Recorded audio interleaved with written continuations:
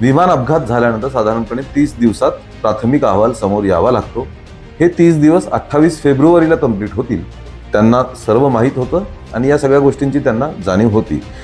नरेंद्र मोदी आणि अमित शहा यांनी यामध्ये लक्ष घालावं, यांनी राजीनामा द्यावा अशी मागणी देखील रोहित पवारांनी केली. अमोल कोल्हेंनी रोहित पवार मांडत असलेल्या मुद्द्यांना ठळक आणि जाहीर पाठिंबा व्यक्त केलेला आहे. मग या बाबतीत अजित पवारांच्या विमान अपघातात झालेल्या निधनाच्या बाबतीत या संपूर्ण घटनेची नेमकी जबाबदारी कोणाची आहे? नमस्कार, मी हेमंत. आज आपण बोलणार आहोत अजित पवारांच्या अपघाती मृत्यूनंतर ज्या काही घटना घडत आहेत आणि त्याला आता एक शंका कुशंकांच्या पलीकडे, आरोप प्रत्यारोपांच्या पलीकडे जाऊन राजकीय वळण लागतंय, याबद्दल आपण बोलणार आहोत. अजित पवारांचं निधन विमान अपघातात झाल्यानंतर आज एक विलक्षण घटना घडली आहे. ती विलक्षण घटना अशी आहे की बारामतीमधील लोणी भापकर या गावाने अजित पवारांच्या विमान अपघाताची सखोल चौकशी होऊन सत्य समोर यावं यासाठी कडकडीत बंद पाडलेला आहे. बंद पाळणं म्हणजे मग ही गोष्ट राजकीय व्हायला सुरुवात झाली आहे असं म्हणता येईल. यात प्रामुख्याने काही घटनांचा आपल्याला मागच्या 2-4 दिवसातील त्याचा आढावा घ्यावा लागेल.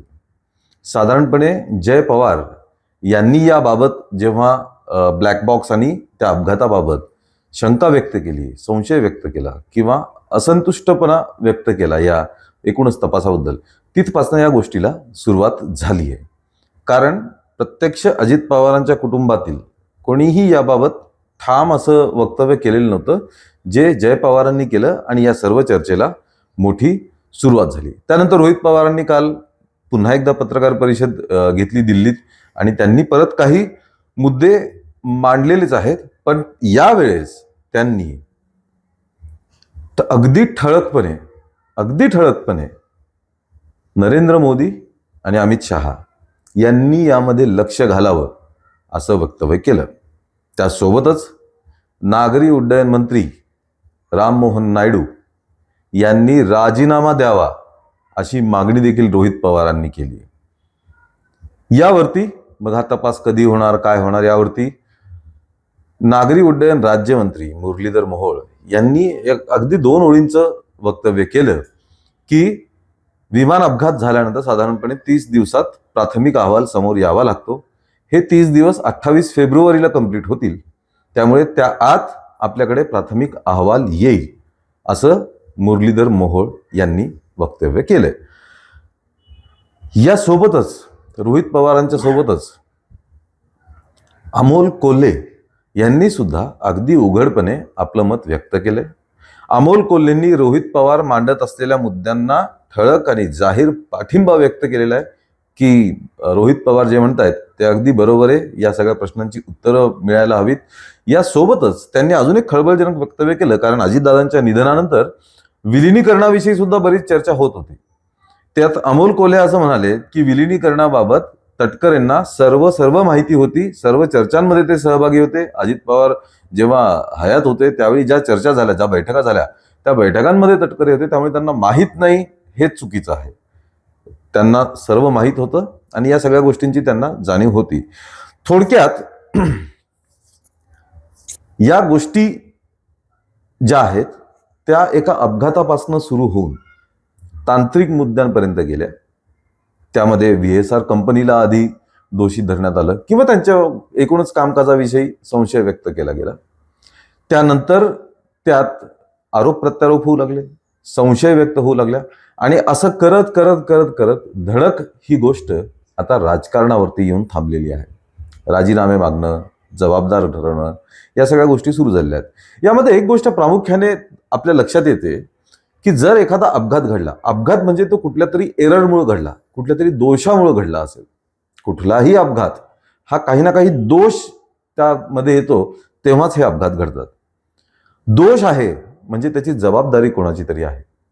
मग या बाबतीत अजित पवारांच्या विमान अपघातात झालेल्या निधनाच्या बाबतीत या संपूर्ण घटनेची नेमकी जबाबदारी कोणाची आहे? याची जबाबदारी कोण घेणार? कारण कोणाचा तरी यामध्ये भूमिका असायला हवी. शासनाने जबाबदारी घ्यावी, नागरी उड्डयन मंत्रालयाने घ्यावी, DGCAने घ्यावी.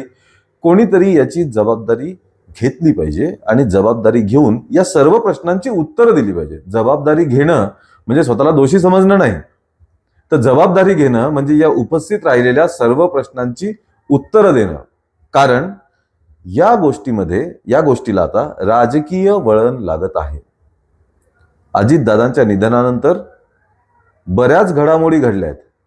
सुनेत्रा पवारांचा शपथविधी असो, त्या उपमुख्यमंत्रीपदी विराजमान झाल्या, विलिनीकरणाचा मुद्दा असेल, शरद पवारांनी जे वक्तव्य केलं होतं त्याचा मुद्दा असेल, किंवा जय पवारनी जे नुकतंच वक्तव्य केलं त्याचा मुद्दा असेल. बऱ्याच घटना घडत आहेत, त्याला राजकीय वळण लागत आहे. आणि या गोष्टींना जेव्हा राजकीय वळण लागतं तेव्हा मग आरोप प्रत्यारोप या सर्व गोष्टी होऊन मूळ राजकारणाचे मुद्दे जे आहेत ते बाजूला राहतात. अर्थात अजित पवारांच्या अपघाताची संपूर्ण चौकशी ही झालीच पाहिजे, जबाबदारीने झाली पाहिजे, सत्य समोर आलं पाहिजे आणि जबाबदार किंवा जे दोषी असतील त्यांनाही शासन झालंच पाहिजे. त्यामुळे आता अपघातापासून सुरू झालेला हा मुद्दा, एका अतिशय दुःखद घटनेपासून सुरू झालेला हा मुद्दा आता राजकीय वळणावरती आलेला आहे. यातच पुढे काय काय राजकीय मुद्दे येतात किंवा याचा महाराष्ट्राच्या राजकारणावर काय परिणाम होतो हे बघावं लागेल. कारण राजकारणावरती तर 100% परिणाम होणारच आहेत. हे परिणाम काय असतील याबद्दल तुम्हाला काय वाटतं, तुमचे काय अंदाज आहेत किंवा तुमचे काय तर्क आहेत हे आम्हाला नक्की कमेंटमध्ये कळवा. चॅनलला सबस्क्राईब करा आणि व्हिडिओला लाईक नक्की करा. धन्यवाद.